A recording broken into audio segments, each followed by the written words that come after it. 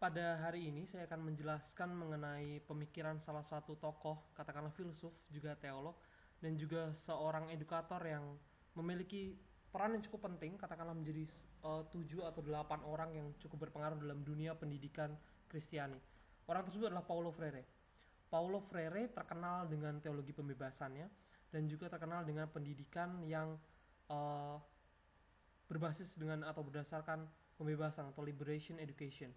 Nah, saya akan mencoba menjelaskan latar belakang Paulo Freire tersebut terlebih dahulu secara singkat. Paulo Freire dilahirkan di Recife, Brazil pada 19 September 1921. Ia berasal dari keluarga kelas menengah yang oleh karena keadaan ekonomi, bukan ekonomi keluarganya sebetulnya, tapi ekonomi nasional yang buruk pada saat itu, pada tahun 1929, mengakibatkannya dan keluarganya mengalami kemiskinan.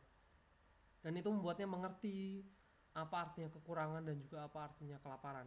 Dan terlebih juga dia tahu penderitaan yang dialami oleh saudara-saudara sebangsanya pada saat itu karena kekurangan dan juga kelaparan dialami oleh masyarakat Brazil.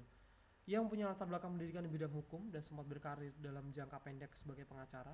Lantas dia menikahi seorang gadis yang menjadi impiannya pada saat itu, yaitu Elza namanya. Kemudian pada tahun 1961 sampai 64 dia menjadi direktur pertama dari Pusat Kebudayaan Universitas Recife. Namun pada tahun 64 terjadi katakanlah terjadi kudeta militer di Brazil dan itu memaksa katakanlah rezim yang saat itu berkuasa, junta militer yang saat itu berkuasa untuk menahan Freire. Mengapa Freire ditahan? Karena dianggap pemikirannya pada saat itu merupakan pemikiran yang berbahaya karena mengandung liberasi, mengandung pembebasan. Sama halnya dengan budayawan lain yang selalu ditahan oleh rezim-rezim atau katakanlah junta militer. Lantas setelah itu, katakanlah setelah lewat masa dia di pembuangan dalam tanda kutip, pada tahun 1969 ia sempat menjadi visiting professor pada Harvard, di Universitas Harvard. Pindah ke Jenewa menjadi penasihat khusus di Dewan Gereja Dunia. Lantas dia kembali ke Sao Paulo dan pada saat di uh, Dewan Gereja Dunia tersebut dia menulis salah satu buku yang sangat terkenal, yakni Pedagogy of the Oppressed, dan buku itu menjadi salah satu buku yang terjual jutaan kopinya di seluruh dunia dan menjadi bacaan penting bagi para pelaku pendidikan Kristiani. Ia meninggal pada usia 75 tahun akibat penyakit jantung. Oke, kita masuk ke pemikiran Freire. Keprihatinannya terhadap kaum tertindas atau katakan the oppressed telah mendorong Freire untuk berbuat sesuatu untuk mengantisipasinya, dan dia sangat prihatin akan masa depan kemanusiaan. Karena dia orang yang humanis, dia sudah membuat statement tentang itu. Dia merasa kaum tertindas berada dalam lingkaran setan dan dikatakan bahwa kaum tertindas mencoba untuk menginternalisasi citra diri dari kaum penindas atau kaum yang menindasnya, kemudian mencoba menyesuaikan diri dengan citra tersebut. Padahal menurut Freire, setiap manusia diciptakan unik. Setiap manusia mempunyai citra yang berbeda dan unik dibandingkan dengan orang lain.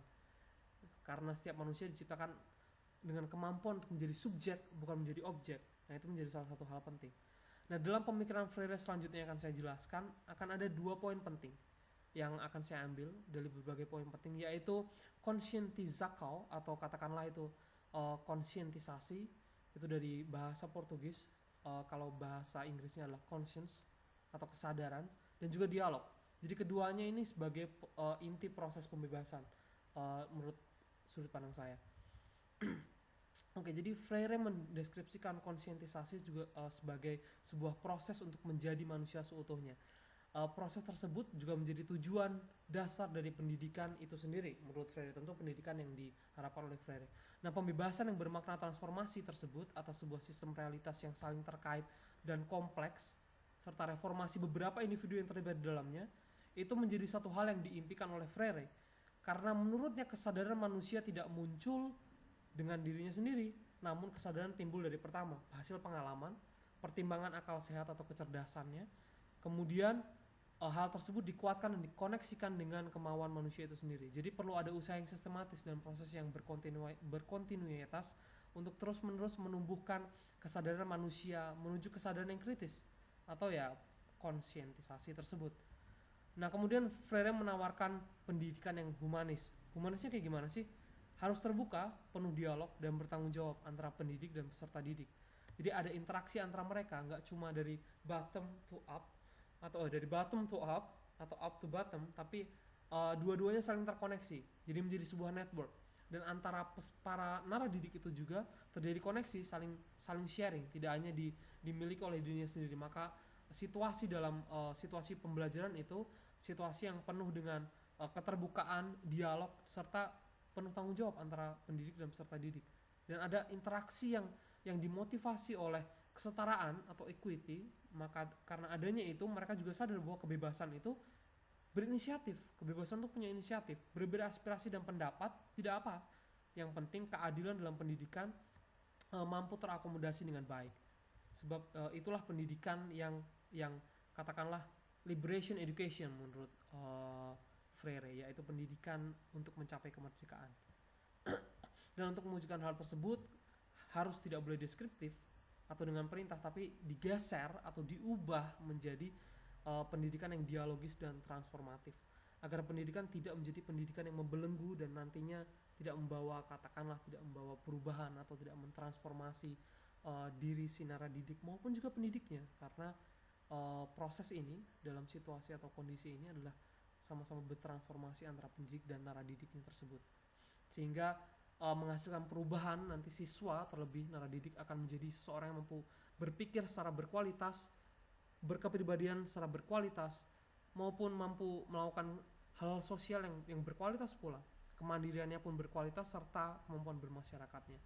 Nah, apa sih implikasi pemikiran Freire ini? Jadi filsafat pendidikan Freire berusaha untuk menempatkan manusia, ini penting sekali, sebagai subjek dan bukan objek. Subjek dan bukan objek. Karena Freire yang katakanlah ada aspek-aspek eksistensialismenya. Jadi menurut dia pendidikan ini bersifat optimistis terhadap keberadaan manusia, eksistensi manusia sebagai subjek yang mampu bertindak dan eksis untuk mengubah dunianya. Manusia bukanlah katakanlah objek semata yang diyakini oleh beberapa agama. Jadi kita tidak punya kekuasaan atau tidak punya kemampuan apa-apa. Namun manusia punya kemampuan untuk bertindak sebagai objek. Realita dunia bukan realita yang cuma bisa diterima dan tidak bisa diubah lagi, tapi menjadi realita yang seharusnya dihidupi dan diubah menjadi lebih baik. Nah, pada akhirnya menurut saya tujuan pendidikan Kristen di gereja maupun lembaga di Indonesia adalah mempersiapkan umat Kristen menjadi umat Kristen yang mengindonesia sesuai konteks Indonesia. Kalau Freire membawanya dari konteks Brazil, kemiskinan, kita harus melihat dari konteks keberagaman, sehingga kita tahu ada implikasi tantangan yang khas dan unik yang harus digumuli oleh setiap kita. Salah satunya adalah bagaimana mewujudkan suatu partisipasi yang nyata dalam kehidupan berbangsa dan bernegara melalui pemikiran serta katakanlah praksis-praksis kita yang nantinya itu mentransformasi tidak hanya diri kita sendiri, tapi juga diri orang lain dan juga bangsa dan negara kita dan sendi-sendi kehidupan bangsa.